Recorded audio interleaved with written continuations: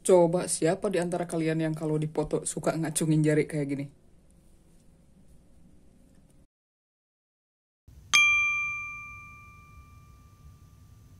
Assalamualaikum warahmatullahi wabarakatuh.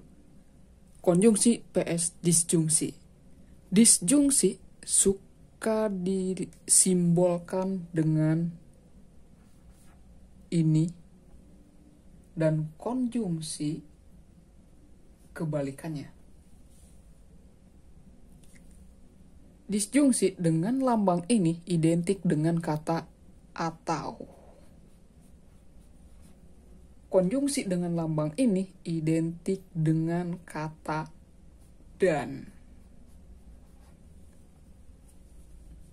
Nah, kita bakal ngomongin mereka dengan santai aja lah ya, gak usah serius-serius, yang serius di biasa di kelas sebelah gitu. Tapi sebelum itu, gue mau menggambar sebuah ilustrasi. Kita gambar dulu. Ciling. Nah, ini dia gambarnya. Ini sebuah rangkaian listrik antara saklar dengan lampu. Sebagai introduction sih. Sebagai pengantar gue mau ngasih sebuah gambaran. Katakanlah listrik mengalir dari sini ya, ke sini, ke lampu ini, balik lagi, lampunya nyala kalau kedua saklar ini tertutup. Kalau terbuka dua-duanya gimana? Ya tentu aja si lampu enggak nyala.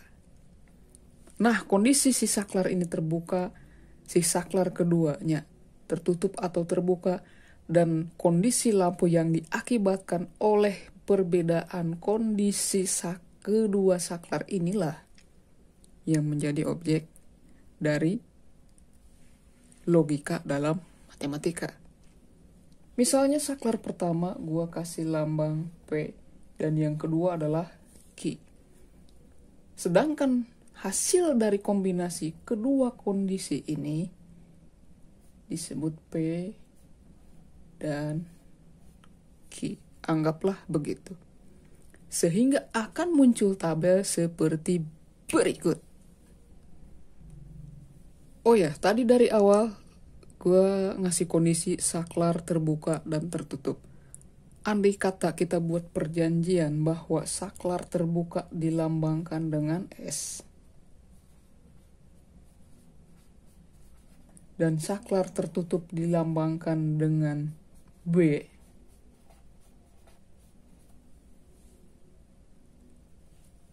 kemudian gue punya kondisi seperti ini misalnya. Kondisi pertama adalah si saklar P terbuka. Kemudian si saklar si saklar yang Q juga terbuka. Kira-kira lampu nyala apa enggak? Ya enggak. Kenapa? Karena listriknya nggak bisa lewat coy ke sini. Paham kan maksud gue? Karena kondisinya nggak nyala, jadi gue kasih lambang S. Gak nyala gitu ya.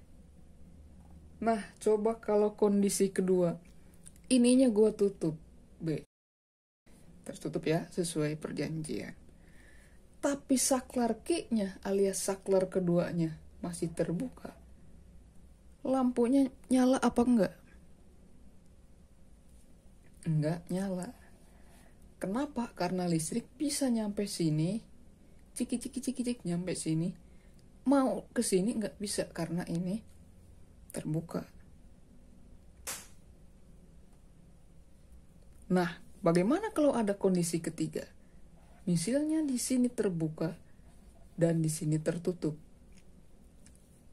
Ininya terbuka dan yang tertutup yang ini. Listrik bisa lewat nggak ke sini buat nyalain lampu yang ini? Ya enggak kan? Gimana mau lewat sini? Lewat sini aja nggak bisa. Maka hasilnya adalah lampu tetap padam.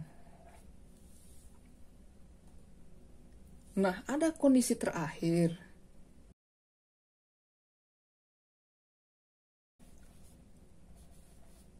Kondisi saklar pertama tertutup dan kondisi saklar kedua pun tertutup, maka lampu bakal nyala karena listrik bisa lewat sini. Sukses lewat sini juga sukses, maka dia bisa lewat ke sini. Maka lampu pun bakal nyala. Jadi kalau gua baca nih yang ini dari sini ke sini, jika P dan Q, ini kan dan ya, dalam kondisi benar atau tertutup tadi, maka hasilnya adalah benar. Jika P-nya benar dan Q-nya salah, P dan Q akan bernilai salah gitu. Jika P-nya salah, B-nya, Q-nya benar, hasil dari logika P dan Q tetap salah. Gampangnya gini aja, kalau pakai dan itu, ini bakal bernilai B jika P dan Q-nya B kedua-duanya. Oke lah kalau konjungsi kayak gitu. Nah, terus kalau disjungsi gimana sih cuy? Nah, disjungsi itu model rangkaiannya kira-kira kayak gini cuy. Jadi kalau ini kan dia harus lewat kedua-duanya, baru dia si lampu bisa nyala. Berbeda dengan kondisi disjungsi, bukan kondisi ya, dengan tipe disjungsi. Dia cukup salah satu aja yang tertutup, lampu bisa nyala. Sekarang logika aja. Dari sini lewat ke sini listriknya, lewat ke sini misalnya ke atas. Dia bisa lewat sini dan lampu pun nyala. Atau misalnya dia lewat sini, kalau ininya tertutup, bisa juga lewat sini. Atau kalau kedua-duanya tertutup, ini lewat sini, dia barengan kan, listrik kan barengan ya, nggak satu-satu. Barengan misalnya, dari kesini set, dari sininya satu, di nyabang, balik lagi satu, masuk sini, dan dia lampunya nyala. Nah, gimana sih kalau direpresentasikan ke dalam tabel? Misalnya, kasus pertama, P-nya terbuka. Bayangin P-nya terbuka, kemudian Q-nya tertutup. Maka udah jelas arus listrik lewatnya ke sini. Ke sini, ke sini, ke sini. Maka lampu pun bisa nyala. Kalau nyala, gua kasih di sini lambang B. Weh, santai dulu kalau tegang. Oke. Tuh, coba yang di belakang santai dulu tuh. Kondisi kedua, misalnya, bukan kondisi ya, kasus kedua. P-nya tertutup, saklar Q-nya juga tertutup. Kira-kira bagaimana di sini hasilnya si lampu? Betul sekali saudara-saudara, di sini pun akan menyala. Karena menyala, lambangnya kasih B. Kasus selanjutnya, misalnya di sininya terbuka, di sininya pun terbuka. Persis gambar ini terbuka. Kira-kira lampu nyala apa kagak? Coba bayangin. Nyala cuy. Kan dia pakai power bank. Allah, kagak bisa gitu cuy ya. Kan nggak masuk ke sini. Karena nggak nyala. Kan nggak nyala. Mau lewat kemana coba listriknya?